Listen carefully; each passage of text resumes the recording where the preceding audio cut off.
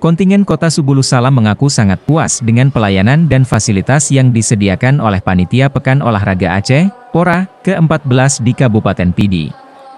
Hal itu disampaikan oleh Ketua Pengurus Cabang Olahraga Tarung Derajat Kota Subulus Salam, Hasmi Ali di Gedung Pidi Convention Center.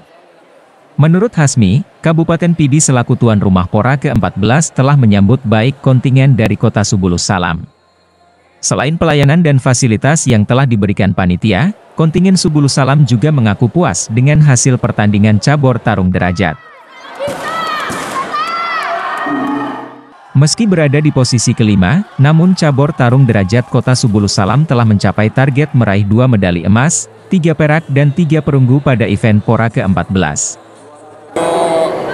Penerimaan tamu kami sangat antusias dan luar biasa, apalagi masyarakat Pidi ini menyambut kami dengan sukarela, memberikan fasilitas ya alhamdulillah cukup dan tidak ada kendala bagi kami untuk atlet tarung derajat dari Kota Subulus Salam.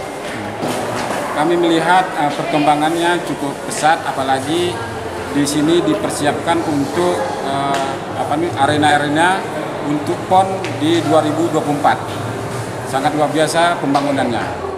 Selain itu, Hasmi juga mengaku kagum dengan pembangunan Kabupaten Pidi yang berkembang begitu pesat. Menurutnya sejumlah gedung olahraga yang sedang dalam pembangunan sangat strategis dipersiapkan untuk Pekan Olahraga Nasional atau PON Sumut Aceh pada 2024 mendatang. Kemudian ia juga menilai Kabupaten Pidi selaku tuan rumah PORA ke-14, telah sukses menyambut tamu dari seluruh kabupaten kota di Aceh dalam perhelatan event olahraga yang digelar secara bergilir di Aceh.